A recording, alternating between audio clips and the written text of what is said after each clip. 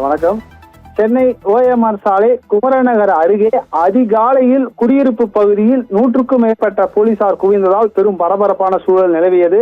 காவல் துணை ஆணையர் ரகுபதி தலைமையில் கல்லூரி மாணவர்கள் தங்கியிருக்கும் வீடுகளில் திடீர் சோதனை மேற்கொண்டனர். அப்போது கஞ்சா மற்றும் கஞ்சாவை பயன்படுத்துவதற்கு உபயோகிக்கும் உபகரண பொருட்களும் பறிமுதல் செய்யப்பட்டுள்ளது. சென்னை ஓஎம்ஆர் சாலை குமரநகர் அருகே கல்லூரி மாணவர்கள் தங்கியிருக்கும் சுமார் 100க்கும் மேற்பட்ட வீடுகளில் காவல் துணை ஆணையர் ரகுபதி தலைமையில் உதவி ஆணையர், ஆய்வாளர்கள், உதவி ஆய்வாளர்கள் 100க்கும் மேற்பட்ட போலீசார்கள் திடீர் சோதனை மேற்கொண்டனர். இதில் 11 குழுக்களாக பிரிந்து குறிப்பாக கல்லூரி மாணவர்கள் தங்கியிருக்கும் வீடுகளில் போதைப் பொருட்கள் ஏதாவது உள்ளதா என போலீசார் சோதனை மேற்கொண்டனர்.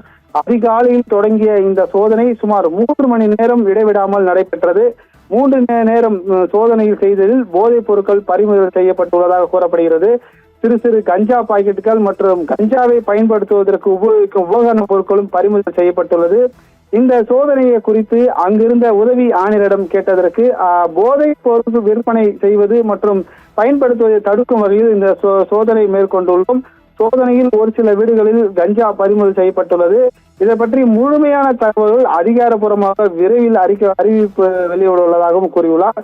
அதாவது அதிகாலையில் சென்னை ஓஎம்ஆர் சாலை குமரநகர் அருகே உள்ள கல்லூரி மாணவர்கள், அதாவது பேச்சுலர்கள், குறிப்பாக பேச்சுலர்கள் தங்கியிருக்கும் வீடுகளில் போலீசார் சோதனை மேற்கொண்டதில் அப்பகுதி முழுவதும் 100க்கும் மேற்பட்ட போலீசார் குவிந்ததும் அப்பகுதியில் அதிகாலையில் ஒரு பரபரப்பான சூழல் நிலவி வந்தது.